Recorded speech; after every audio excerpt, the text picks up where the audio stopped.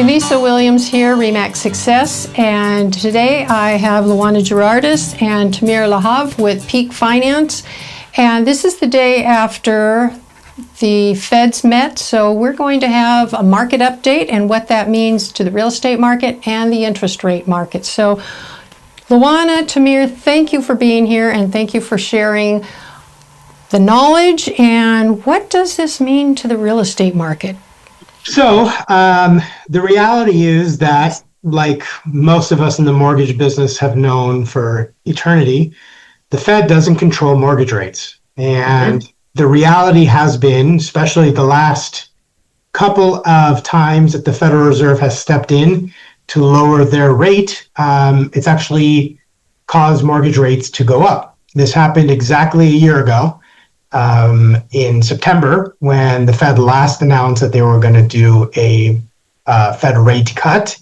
And the day that they decided to do that, mortgage rates actually went up. And since yesterday, the exact same thing happened.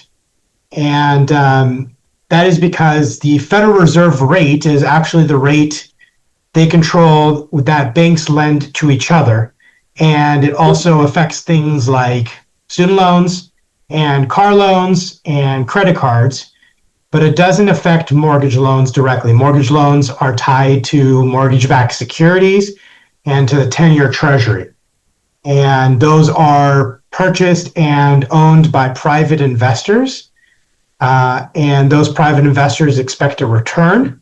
And when they see that the market is showing signs of inflation and the Federal Reserve is still concerned about those things, even though they're lowering their rate, they are more likely to sell mortgage-backed securities and treasuries, and that's what we've seen happen since yesterday. So it's been kind of an interesting dichotomy, and that's what we've been talking about with our clients and with our referral partners, is that there is some of that has to do with the whole, buy on the rumor, sell on the news. And that's what's happened the last two times. And it's remarkable. And, we're fortunate that we've seen this play out. So I know Luana and I have been calling clients and talking to people and saying, hey, let's get your stuff in, because we know that when the Federal Reserve makes a decision and they start talking, that it's very possible that mortgage rates will go up and not go down. I find that fascinating, and Tamir, I have found that fascinating for years now, looking at the stock market, which used to be foundational. It used to be based on actual numbers and foundation, and now it is rumors and, as you just said, innuendo and market sentiment. Yes. I feel like anything a consumer feels can drive markets at this point. And that seems so contradictory to what should be happening. Exactly. In the market, which has been basically somebody says something, it freaks out the markets, investor sentiment changes, and that can affect how much you're going to buy your house for. And that's ridiculous. And we have heard that when they have said that, okay, rumor is that they are going to lower interest rates, that actually lenders bake that in ahead of time. Correct. A lot of the pricing adjustments, as Tamir said, have been already baked into the pricing. So it wasn't a big surprise that we saw rates come down earlier. So like Tamir said, we were anticipating this. Most lenders, investors were anticipating this and already buying them. Investors were buying up MBS, which was bringing yields down. Which is? In mortgage-backed securities, thank you. And they were bringing the yields down, so therefore we were seeing a lower marker on mortgage rates already, again, baked in pricing. The sentiment was there, and the market reacted. So at that point, smart, savvy mortgage lenders, Tamir and I, were already making phone calls to our clients and saying, hey, this is what's happening. And of course, I'm not going to lie, it was met with kind of resistance, saying, but they haven't lowered the rate yet. And again, we had to explain, well, that's a different rate. The prime rate is different than mortgage rates. Just like Tamir said, it's tied to HELOCs. That will affect your HELOC, student loans, car payments, but not your mortgage rate. Not that it doesn't have like a holistic effect on it. Of course, it has a holistic effect because that's, again, plays into market sentiment. But inflation really is the main indicator here for mortgage rates. And I will say, one of the things that's interesting out there is that people don't realize that, the bond market and the mortgage market is part of the free market, and the people who purchase into mortgage-backed securities are investors, hedge funds, insurance companies. They expect a return, and you have them as the original bondholders, but then you also have lenders. And what happens is when there is a drive for bond purchases to come in and start to bring mortgage rates down by purchasing these bonds, the other effect you will sometimes see, and we see it a lot, is something called margin compression. And that basically means that lenders are seeing that there's going to be more demand for mortgages, refinances, purchases, because rates are lower.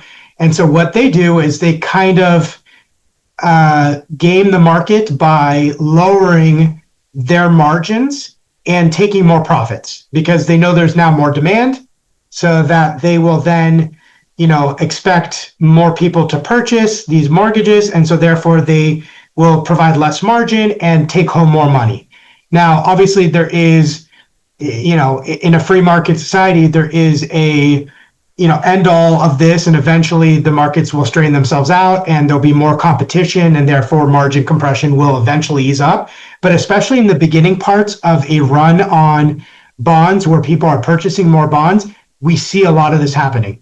So as much as treasury yields have gone down and mortgage-backed securities have gone down, unfortunately at the beginning part of that, some of that is met with a little bit of a shrug because lenders are pricing that in, and they will then take more profits, and so it will take time. Mortgage rates, which profit is not a four-letter word. We all need profit, and you mentioned investors.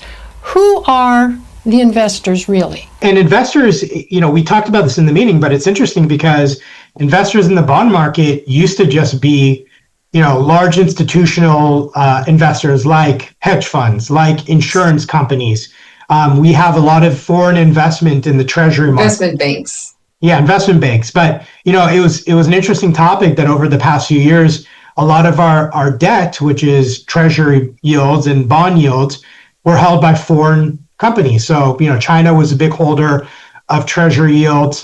Japan actually is now our biggest foreign holder Yes. of the bond market. That's changed. It used to be China, now it's Japan. Great Britain holds a lot of our debt.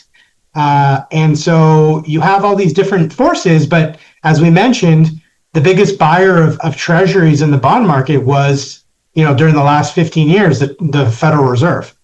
And so that's been kind of an interesting dynamic that we've been monitoring, and that's really what's artificially propped up the bond market over the past 15 years. So what should realtors now be taking to their clients when they say, well, I'm still waiting for interest rates to drop?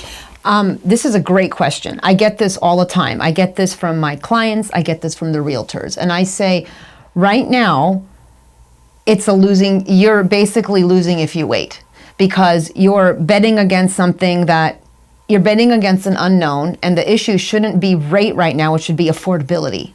If you can afford the house, if you're qualifying, if you can afford it and you can make the payment, because you could always refinance out of it. Right. This is not a static market.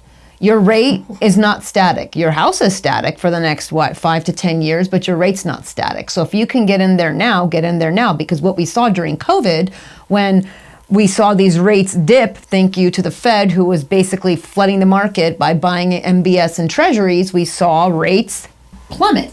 Equity is also not static. Equity is not static, exactly. So we saw this very inflated housing market right at COVID, because rates dropped. A pool of buyers that normally wouldn't have qualified got in there, or people or investors were buying things up because money was cheap, money was free. So basically money was cheap, pricing went up, they were bidding wars. I have had clients bid $120,000 over I couldn't believe it. What was happening? I call it the auction years. It was insanity. And they got the house, and of course things leveled out, the rates went up, and now we were stuck in a different kind of a market. So what happens now? You're having a rate at, like, let's say 7%, and they're worried they're not going to qualify, or, oh, the rate's 7%, I'm going to wait it out, I'm going to wait it out, I'm going to wait it out. I have literally shown a graph to my client who was waiting it out for 3 years and saying, look what you would have paid at that rate at that time, waiting it out. It's now 3 years later. This is what the price is of that house now. This is what the mortgage is now. Right. So it's really, the line always goes up. Yeah, and if you look historically, two things, historically at prices over the last 30, 40 years, it goes up. And if you It look, might not be a direct shoot, but the trend is upward. The trend is Yeah. upward. And rates historically, what has been the average interest rate? 7.25. Yes. But that's also relative. 7.25 for a $200,000 house versus a $1 million house is a little different.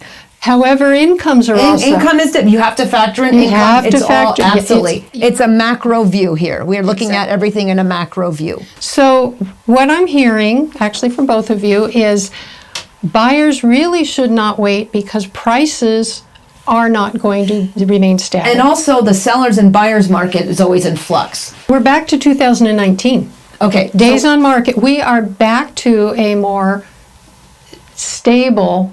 We're definitely in a transitioning market. That's no doubt. But days on market and inventory, we are mirroring back to, if you look at charts, 2019. So what does that mean? I'm asking you because this is what I tell the realtor. So what does that mean from a buyer's perspective if there's more days on market? Why should you wait? I mean, there's more opportunity. What we're hearing is panic for sellers that, oh my gosh, my house isn't gone in 2 days or 2 hours. So price it right. But there's more negotiating power from the buyer's side. Yes. Okay, so when you're in that situation and more negotiating power on the buyer's side, that's when you go to your lender and say, look, my realtor's telling me we have all these days on market. So someone says, oh, but the pricing is still 6.5. It's like, forget about the pricing. Now you're in a point of negotiation. You take that back to your lender. You say, look, I like this house. That house has been sitting for 55 days on market. How do I get this house? You work with your realtor and your lender. There are 2-1 buy downs. There's ways of getting seller credits to buy the rate down. There's so many different techniques you can use. So that's why I think waiting is always going to be your enemy in real estate. The time is now. Time is now. If it is the right time for you to buy or sell a house, then it is the right time. That is correct. That is correct. And I will say, we talk about adages and different sayings and all these different sort of applications that we have on the mortgage business and that all little bumper sticker jargon. Yeah, bumper sticker jargon. But we talk about date the rate, marry the house, that sort of thing, which has been fairly true for a long period of time because we all talk about real estate valuations always go up. Typically, the market doubles every 10 years. That's kind of how we've seen in terms of appreciation. So it really doesn't matter when you purchase, as long as you hold on to the real estate for a period of time. Even that was true even during the real estate crash. I mean, if you bought, in 2008 and you held on to it until 2018, even with that huge dip, you would have still been ahead of the game. So the question really always becomes around affordability. And then obviously, if you're looking at real estate as an investment versus as a primary residence, your level of comfortability and what you're looking to get out of it. So that's what we look at from a financial perspective. Our main goal is, does this client qualify? And is this going to be a sound investment? Because, if you're from an investment point of view, what are you going to be doing with that money? As the Federal Reserve continues to lower their prime rate, that also directly impacts what you can get from a savings account, from your CDs. My CD, I had a CD rate that I locked in at like 4.5%. That's going to come mature due. That rate's going to be lower now. Yeah. So if I'm an investor, am I going to be putting my money back into the CDs or into savings yield account that's going to yield me 3%? Or am I going to try to maybe move that money into real estate that I could potentially see more of a return because of all the different factors. So those are the things that we look at from a financial point of view, from helping clients qualify for the properties on the mortgage side of the business. And I think that plays into, why you should buy or when you should buy much more than what the rate is at that particular 100%. Right, and people still need a place to live, and rents are high. It's not like, at least in our area, and real estate is local, we are blessed to live in a beautiful area. People still need a place to live. And as far as an investment, you have an investment that is going to build equity, and you're going to collect rent. Even if you don't collect rent, I mean, there are, like, we were just giving a lecture on DSCR loans, which is completely cash flow loans. Let's say your rent is going to be $4,500 and your mortgage is $4,500, and it's a wash. You don't make anything, but still, you don't make anything, but you're not paying for anything. You're just gaining. So you're parking your money. Where are you going to park your money to make in 3 years the amount that you would park it in a savings account or a CD? I just don't see the parallel in that. And then not only that, you can exchange it tax-free through 1031 exchanges. So you can shield your money, reinvest it, get more equity, and then keep the cycle. And you have hard something. Well, thank you so much. This has been very informative. I know that this is a hot topic. Everybody is still, housing and real estate is still the biggest cornerstone in our economy. It is very important to our economy, and we will continue to have these conversations. Absolutely. I know that many things were said yesterday, and we'll have further conversations about that. I could speak about that. I'm sure Tamir and I were glued to it yesterday, and then we had a fun discussion afterwards, but I just sat back and I listened, and it's amazing how Tamir and I exchanged some ideas and opinions on how words can influence market sentiment. It is totally amazing. That's really incredible to me, how it can influence market sentiments. And it's going to be interesting when they said they were going to cut the rate possibly 2 more times this year. Correct, Tamir? 2 more times. They said this year, 2 more rate cuts. And it's going to we're going to see how we have more inflation reports come out and see how these inflation reports are going to tie into that, because I think that's going to be the greatest. And I will say, indicator. We live in a world of on-demand information. Exactly. And obviously, and instant gratification. Instant gratification, but I literally sent out an email to our entire team, including Luana, at 11:15. Then the Fed announcement came out at 11, and at that time, the market reaction was muted, and I was watching it in real time as the Federal Reserve Chairman Powell spoke, and you can see investors start to pull money out of treasuries and out of the bond market in real time, and that's also a fairly new phenomenon. Is that this whole kind of idea didn't exist as much 20 years ago or whatever it was. So in terms of real estate investment, everything is so reactive. And it's so quick to spread in terms of information and rumor, so that you really need to be on top of things in real time in order to be able to make sure that you capture things the way that you can maximize the potential of real estate. So that's what we really try to do, is we try to stay on top of it. But that is a newer phenomenon that we've been seeing in terms of just how quickly things spread around when it comes to these.